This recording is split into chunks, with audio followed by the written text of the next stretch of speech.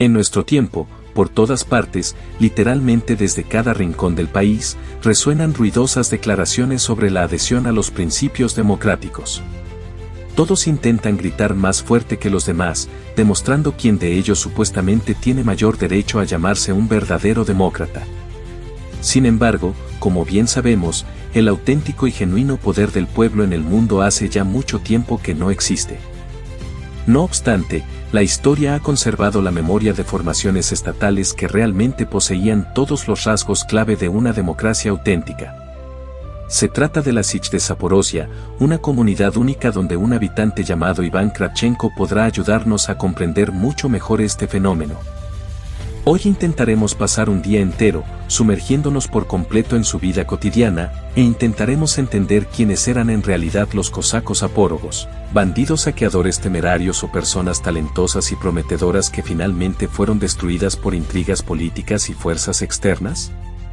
Precisamente Iván de la Sich de Zaporozhia, o más exactamente del ejército zapórogo de las tierras bajas, nos brindará una ayuda inestimable en ello.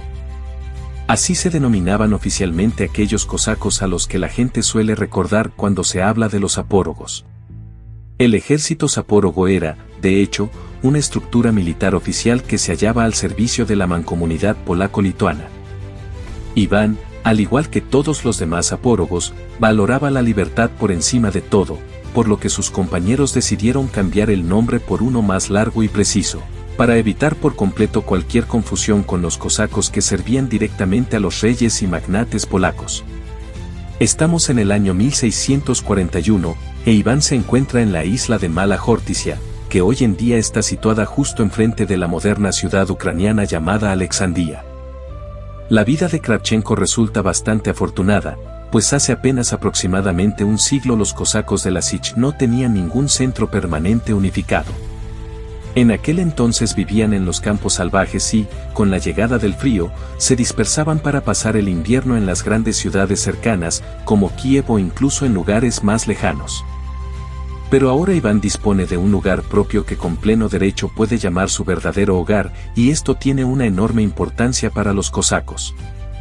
La libertad siempre estuvo en primer lugar para ellos, incluso si formalmente, sobre el papel, a veces obedecían a las autoridades polacas o a los zares rusos. En la práctica, el ejército zapórogo de las tierras bajas ignoraba por completo cualquier orden desde arriba y actuaba únicamente como consideraba oportuno. Iván viste una típica camisa cosaca y amplios pantalones bombachos. Este es precisamente el aspecto que más a menudo se muestra en las películas históricas y se describe en los libros. Además, Kravchenko, como prácticamente cualquier otro cosaco de la Sich, lleva consigo un reloj de bolsillo, un objeto en aquella época realmente raro y accesible solo para personas bastante acomodadas. Recuerden que ya mencionamos el sistema democrático de los cosacos, no veneraban demasiado la riqueza personal y solían dividir el botín de las campañas casi por igual. Había campañas y trofeos de sobra, por lo que la presencia de un reloj de bolsillo incluso en un cosaco común se consideraba algo bastante habitual. Sin embargo, nuestro Iván no es un simple soldado raso, ocupa el cargo de atamán de un pequeño kurén en el que hay aproximadamente un centenar de personas. Esto no significa en absoluto que Kravchenko pese cerca de 300 kilogramos ni que se desplace en lujosos carruajes. Al contrario, externamente es casi imposible distinguirlo de cualquier otro cosaco común, porque el cargo de atamán de kurén es selectivo. Cada kurén de un centenar de hombres elige por sí mismo a su representante para la Asamblea General, y los poderes del atamán duran solo un año, tras lo cual es sustituido obligatoriamente. Y si Iván no estuviera a la altura, podrían reelegir a otro incluso antes del plazo establecido. Por eso Kravchenko no piensa en absoluto holgazanear ni descansar, en la próxima asamblea cumplirá diligentemente con todas sus obligaciones. El kos es sinónimo del nombre de toda la comunidad compuesta por todos los kurenes, cada uno de los cuales reúne a un centenar de cosacos, y uno de esos kurenes está dirigido por Iván. En total hay 38 kurenes, y juntos forman el kos.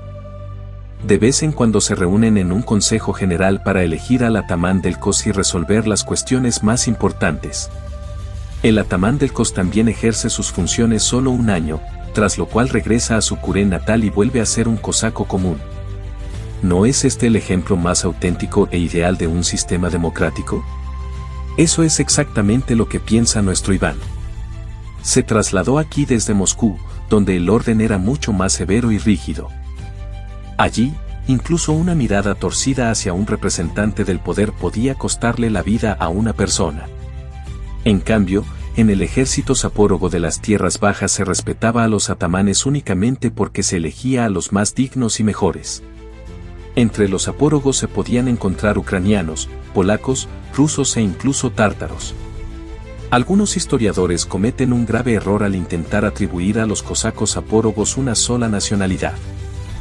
En realidad, ser cosaco era ante todo un estado del alma, un carácter especial. A Zaporozhia acudían todos aquellos que amaban sinceramente la libertad y no toleraban ninguna frontera.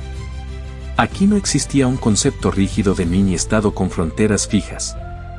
La gente simplemente llegaba, se asentaba en las tierras bajas del Dnieper, se unía en kurenes, y todo este sistema en tiempos de Iván se gobernaba desde la isla de Khortytsia. Las condiciones para ingresar en los cosacos eran solo dos: ser ortodoxo y no estar casado. Además, la ortodoxia se entendía de manera bastante flexible, nadie obligaba a observar estrictamente los ayunos. Te persignabas y ya eras cosaco. ¿De qué se hablará en la asamblea de atamanes a la que ahora se apresura nuestro Iván? Nada extraordinario, normalmente en la agenda hay solo dos cuestiones principales.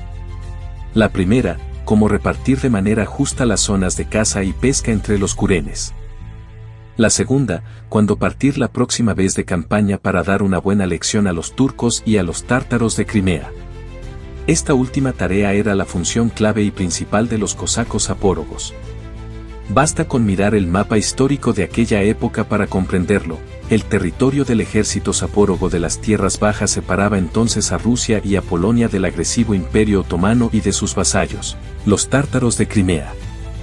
Por tal protección contra las constantes incursiones de turcos y tártaros, los gobernantes de los estados vecinos se veían obligados a tolerar la existencia de esta formación cosaca semi-independiente a su lado.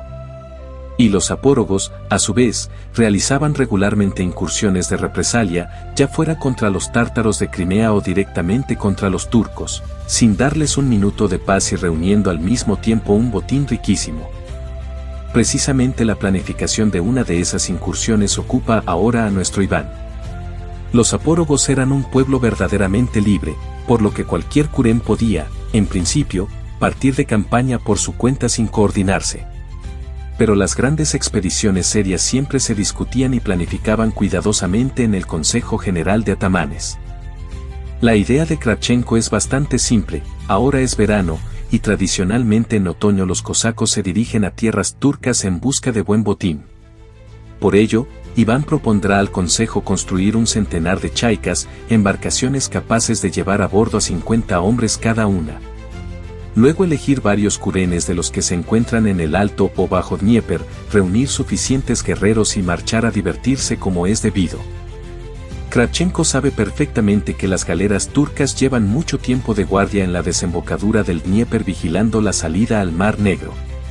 Pero durante décadas los zapórogos han empleado la misma astuta táctica. Como excelentes navegantes, avanzan tranquilamente por las aguas poco profundas del Dnieper en la oscuridad total de una noche sin luna. Las barcas de vigilancia turcas, incluso si ven a los cosacos, temen perseguirlos, pues corren el riesgo de encallar. Luego, tras un par de días de intenso remo, pueden desembarcar cerca de Sinopo-Burgas, reunir en unos días el máximo botín que resistan los barcos y regresar tranquilamente a casa. Los cosacos casi nunca elaboraban planes rígidos y detallados con instrucciones precisas, todo se decidía sobre el terreno, según la situación. El poder total en campaña lo recibía el atamán, y nuestro Iván cuenta precisamente con ese papel. Él decidirá en el lugar cuando es necesario retirarse. A veces las campañas resultaban increíblemente exitosas, basta recordar a Letman Sagaidachny, que sin grandes dificultades capturó la entonces capital de Bulgaria, Varna, y sacó de allí un botín de casi 180.000 monedas de oro. La campaña contra los turcos era casi con seguridad aprobada tanto por el atamán del Kos como por los demás atamanes, pues el saqueo y las incursiones seguían siendo la principal fuente de ingresos de los cosacos. se dedicaban muy poco al comercio, y la agricultura servía solo para no morir de hambre.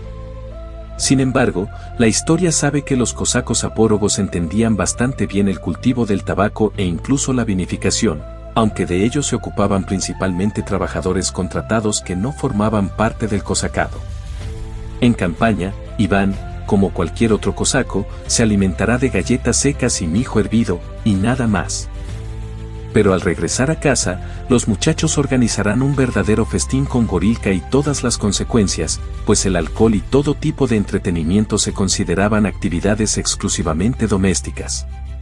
Si Kravchenko notara que alguien bebe durante una campaña militar, ese infractor probablemente saldría volando por la borda, y nadie pensaría siquiera en protestar. La disciplina no era excesivamente rígida, pero ciertas reglas debían cumplirse estrictamente, el éxito de la incursión estaba por encima de todo. En cuanto a otros detalles, vale la pena disipar un par de mitos populares. El primero se refiere a la supuesta analfabetización total de los cosacos.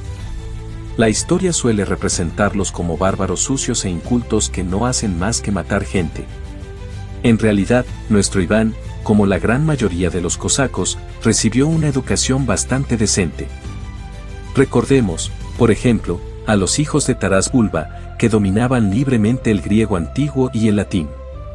Casi todos los cosacos enviaban a sus hijos a estudiar en los seminarios de las ciudades cercanas.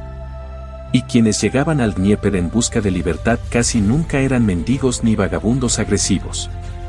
La mayoría eran personas como nuestro Iván Kravchenko, antiguos militares que simplemente se cansaron de la locura de las monarquías y de las guerras constantes a su alrededor. El segundo mito, quizá el más famoso, es la célebre carta al sultán turco que Repin representó en su pintura. La mayoría de los historiadores serios tiende a la conclusión de que tal carta nunca existió en realidad, al menos porque en distintas provincias y regiones circulaban casi una decena de versiones supuestamente auténticas de ese texto. En realidad, todo era mucho más simple. En primer lugar, los zapórogos poseían un excelente sentido del humor. En segundo lugar, como ya saben, sus relaciones con los turcos eran extremadamente tensas, especialmente con el sultán Mehmed IV, a quien, según la leyenda, iba dirigida aquella carta. Los zapórogos molestaban tanto al sultán que en 1674 envió a Crimea 15.000 jenízaros de élite. Estos se unieron a 40.000 tártaros de Crimea y en invierno, por los ríos congelados, avanzaron hacia Zaporozhia. Para su gran desgracia, solo una pequeña parte regresó a casa, los cosacos derrotaron brillantemente a los invasores. Y ya el verano siguiente los zapórogos organizaron una campaña punitiva en represalia. Fue precisamente esa campaña la que acompañaron con una carta burlona en la que reprochaban al sultán un ataque poco caballeresco y traicionero desde la emboscada. Al mismo tiempo, los cosacos advertían de antemano que ellos siempre atacaban abiertamente. En general, los zapórogos escribieron cartas a muchos, pero la gran mayoría sonaba bastante seria y contenida, sobre todo en cuestiones de gran política. Gracias precisamente a esa moderación y diplomacia, el ejército zapórogo logró existir como formación independiente durante casi 3 siglos. La historia moderna a menudo presenta a nuestro Iván Kravchenko y a otros zapórogos como una especie de nómadas de la horda. En parte es cierto, pero solo en el sentido de que el ejército zapórogo nunca tuvo fronteras estatales claramente definidas.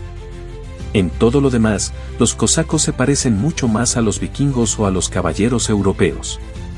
De los vikingos tomaron las tradiciones guerreras, el arte de la navegación y una actitud bastante indiferente hacia la agricultura sedentaria y la industria. Y con los caballeros los unía una mentalidad particular y un estricto respeto por las tradiciones.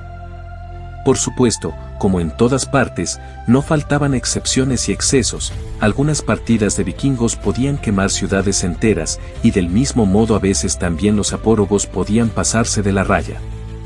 Podían saquear una caravana comercial, podían aceptar ayudar a Polonia en una campaña militar contra Suecia y, al final, saquear accidentalmente la ciudad rusa de Vitebsk. La vida de nuestro Iván es una mezcla constante de guerra y diversión. Teniendo en cuenta los tiempos brutales en los que vivía, no puede considerarse algo fuera de lo común. En Europa se quemaban brujas, Rusia luchaba prácticamente con todos sus vecinos y Turquía soñaba con conquistar todo el continente. En este contexto, la vida de un atamán honesto consigo mismo, incluso con cientos de muertes a sus espaldas, no parece la peor. La analogía con los caballeros continúa también en la historia de la caída del cosacado Sapórogo. Al igual que la orden de los templarios de nuestro video anterior, fue destruido por el Estado.